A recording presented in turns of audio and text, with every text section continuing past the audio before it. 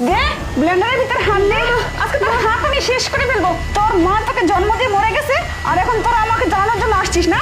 আজকে তোকে আমি যে শেষ করে ফেলবো। দে হাত দে, দে। মা আমাকে ছেড়ে দাও, আমার খুব লাগতেছে মা। লাগলে আমি কি করবো? তোর হাত আজকে কেটেই ফেলবো আমি।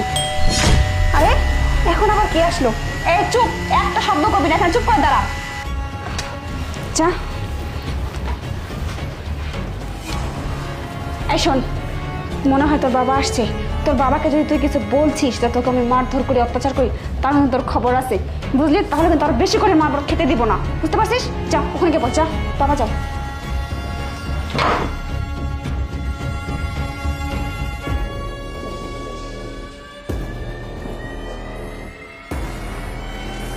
তারপর কি খবর? খাওয়া দাওয়া করছো তোমরা? সিয়াম, খাওয়া দাওয়া হয়েছে? বাবা, হ্যাঁ বাবা খাইছি। ও আচ্ছা, ঠিক আছে।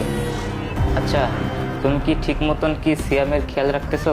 কেন খেয়াল রাখবো না? ওর কেন যত্ন নিব না? ও আমার সব ছেলে, তাই কি হয়েছে? আমার তো একটা ছেলে আছে, তাই না?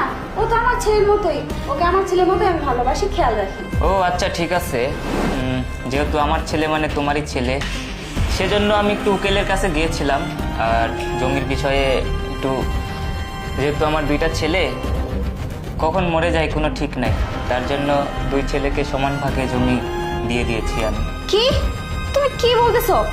তুমি উকিলের কাছে গিয়েছিলে, জমি সব সমান ভাগে ভাগ করে দিছো দুই ছেলের নামে?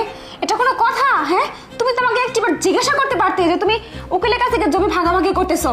আর তাছাড়া সিয়াম হচ্ছে তোমার ছেলে আর ইরফান হচ্ছে আমার ছেলে, তুমি দুজনকে সমান ভাগে ভাগ করে দাও কি করে জমি? দেখো, আমি তোমার সংসারে পরে আসছি, আমি তোমার সন্তানকে দেখে শুনে রাখি, তোমার সংসারটাকে আমি আগলায় রাখতেছি, আমার অধিকারটা কিন্তু অনেক বেশি। তোমার ওই ছেলে কখনোই আমার ছেলের থেকে জমি বেশি পেতে পারে না, আমার ছেলে জমি বেশি পাবে।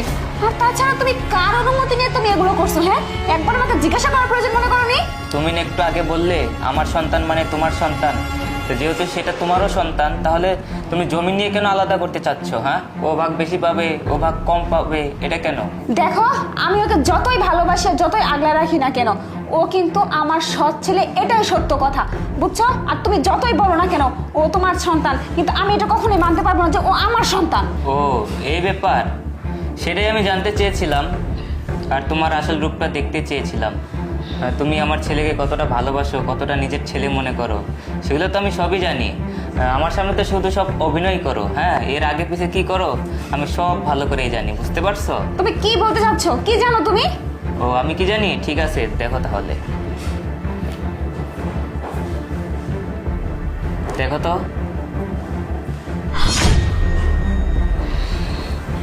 মানে তুমি এসব কিভাবে জানলে আর কিভাবে তুমি ভিডিও করলে এগুলা? তুমি যখন স্যামের হাতটা ব্লেন্ডারে দিয়ে দিতেছিলে তখন আমি এসেছি, এসে আমি দেখার পরে এটা ভিডিও করেছি, বুঝতে পারছো? তুমি তো আমার সামনে অভিনয় করো যে এটা তোমার ছেলে, তাকে ভালোবাসো, কত না ভালোবাসো, কিন্তু তোমার আসল রূপটা তো আজকে আমি নিজ চোখে দেখতে পেরেছি। হ্যাঁ, তুমি কি এখন কিভাবে অস্বীকার করবা সেই কথা বলো তো? আর কি করব? ও আমার সৎ ছেলে, ওকে আমি কিভাবে ভালোবাসবো? যে জায়গায় আমার একটা ছেলে আছে, আমার সন্তানকে দেখবো নাকি তোমার সন্তানকে দেখবো? ওকে ভালোবাসতে গেলে আমার সন্তানের ভালোবাসা কমে যাবে না? আর আমি এত দিকে খেয়াল রাখতে পারবো না, বুঝতে পারছো? তোমার সংসারটা যে দেখে রাখি এটাই তো অনেক কিছু। তোমাদেরকে 3 বেলা 3 মুঠো খেতে দেই, এটা তো তোমাদের জন্য ভাগ্য। এরকম বউ তুমি কোথায় পাবে? হ্যাঁ, থামো, তোমার এই অভিনয় আমাকে আর দেখাতে হবে না। আর শুনো, তুমি আর ইরফান এ বাড়ি থেকে বের হয়ে যাও, এ বাড়িতে তোমাদের কোনো অধিকার নাই। আর আমি সব সম্পত্তি আমি সিয়ামের নামে লিখে দিয়েছি। তুমি কি বলতে চাচ্ছ? তুমি সব সম্পত্তি সিয়ামের নামে লিখে দিছো মানে? আমরা কি গাঙের জলে ভেসে আসছি নাকি? হ্যাঁ, আমার ছেলে যদি কিছু নাই পাবে তাহলে তুমি আমাকে কেন বিয়ে করে নিয়ে আসছিলা? কেন তোমার সংসারটা দেখার জন্য তুমি আমাকে নিয়ে আসছিলা? তুমি কেন আমার জীবনটা নষ্ট করলা? এর কৈফিয়ত তোমাকে দিতেই হবে।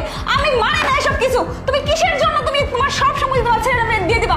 আমার ছেলে কি তোমার ছেলে না? তুমি কি ওকে জন্ম দাওনি? এরকম অন্যায় অবিচার কিন্তু আমি মেনে নেব না। আমি কিন্তু তোমাকে দেখে দেবো, আর এই বাড়ি থেকে বের হয়ে যাবো মানে? কখনো না। আমার ছেলের এই বাড়িতে পূর্ণ অধিকার আছে। তুমি আমাকে বিয়ে করেছো, আমি বিবাহিত স্ত্রী। আমি কখনো এই বাড়ি থেকে যাবো না। আমার ছেলে আমি দুইজনে এখানে থাকবো, দেখি তুমি কি করতে পারো। তাহলে তুমি আমার ছেলেকে কেন মেনে নেও না? হ্যাঁ, তোমার ছেলেকে মেনে নেবো মানে? ও কি আমার গর্ভের সন্তান? ওকে যে আমি দেখাশোনা করে রাখতেছি এটাই তো অনেক। আর ওর জন্য আমার সন্তান কেন আদর থেকে বঞ্চিত হবে? ওর জন্য আমি আমার সন্তানের খেয়াল রাখতে পারি না। আমি এটা কোনোদিনও মেনে নিব না যে তোমার সন্তান আমার সন্তান, বুঝতে পারছো? আমার সন্তান আমার সন্তানই থাকবে, আমার সন্তানের জায়গা আমি কাউকে দিব না। আর শোনো, তুমি যদি আমার সাথে এমন কিছু করো না, তোমাকে কিন্তু আমি দেখে নেব, মনে রাখো এই কথাটা। শোনো, তোমার সাথে থাকার আমার কোনো ইচ্ছা নাই, ঠিক আছে? যেখানে তুমি আমার সন্তানকে তুমি মেনে নিতে পারছো না, তুমি যাও। যদি ভালোভাবে যেতে চাও এখনই বের হয়ে যাও, আমি ডিভোর্স লেটার পাঠিয়ে দিব তোমার বাড়িতে। আমি যাও। তো যাবই না, এর শেষ আমি দেখে ছাড়বো। এখন আপাতত আমি যাচ্ছি, তবে তুমি কি করে আমার সন্তানকে সম্পত্তি থেকে বঞ্চিত করো সেটা আমি দেখে ছাড়বো। বাবা আসো, তোমার সাথে আমার কোর্টে দেখা হবে, এর লড়াই হবে কোর্টে, তারপর দেখবো তুমি কি করো। আচ্ছা যাও যাও।